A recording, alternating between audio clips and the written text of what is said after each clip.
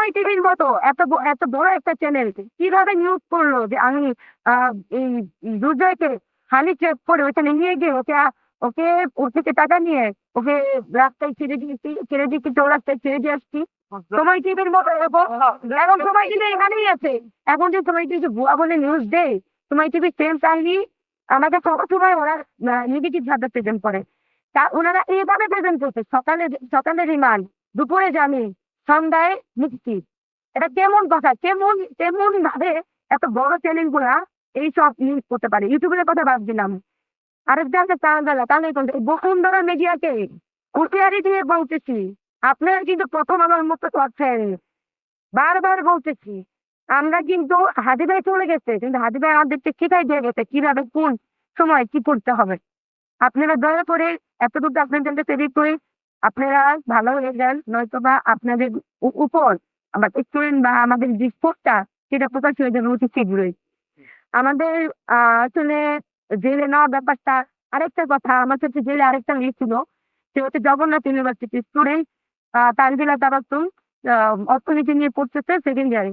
ওই মেয়েটাকে পুরো ঘুম করে রাখা হয়েছে। আমার ফ্যামিলি তো জানতো যে আমি জেলে, কিন্তু ওর ফ্যামিলি জানে ও হলে ও যদি আসলে নিউজের কথা বলে, আমি যদি ওকে নিউজের কথা বলে গাছে পুড়িয়ে দেয়, ও কেন ওর অফিস ইনকাম করলো না?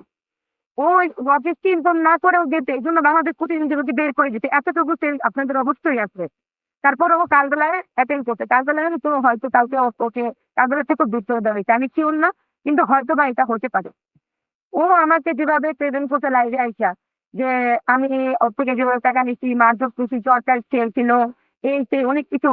যাই হোক, আমি এতটুকু বলবো, শুধু জামিন দিলে হবে না।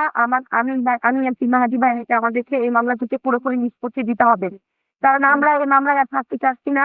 মামলাগুলো তাড়াতাড়ি শেষ হয়ে যায়, এতটুকু মানে অনুরোধ আপনাদের কাছে, যেটা আমাদের এই মামলা থেকে তাড়াতাড়ি বের করে দেয়।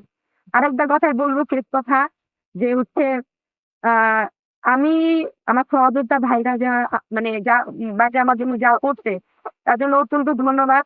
কিন্তু আমি আমার ভাইদেরকে তখনই বলছি, বের করলে প্রথমেই বের করতেন। আহ 11 দিন পর বের করে আধমরা লাশ করে বের করতেন, নয়তো আজ বের করতেন। আধমরা করে আমাকে বের করা হয়েছে ওই 11 দিনে। আমার কাছে ওই জেলটা ছিল টর্চার। এক কথা বলি, আমার কাছে ওই জেলটা ছিল টর্চার। আমাকে যেভাবে মানে অত্যাচার করা হয়েছে, এটা যদি বর্ণনা আপনাদেরকে দিই তাহলে 2 ঘন্টা আমার বক্তৃতা শেষ হবে না। আর আমার বলার মতো মানে সিচুয়েশনও নাই। আমি এতটুকু বলবো, আর যে সাংবাদিক, এত সাংবাদিক আসছে একটা বার আমাদের কথা শোনার জন্য, এই মামলা যখন চলে আমি সব সাংবাদিকের পায়ে ধরে বলছি, ভাই একটা নিউজ করেন যে কেন আপোষনামা নিয়ে আসলো। আপনাদের মনে কি প্রশ্ন জাগে নাই? বিভাগে আপোষনামা নিয়ে যায়, বাদী কেন আপোষনামা নিয়ে গেছে? আপনাদের মনে কি এই প্রশ্নটা জাগে নাই? কেন আপনারা এখন আসছেন? আগে কেন আসছেন না? 11 দিন যখন জেনেছিলাম, পুরো সাংবাদিক কেন নিউজ করে নাই যে তাহিমা কেন 11 দিন ধরে জেলে? কেন এই প্রশ্নটা করে নাই? কিছু তথাকথিত সাংবাদিক আছে যারা আমার বয়স জানাও নিউজ করে, যে আপনার বয়স দিতে তাহারিমার বয়স কত।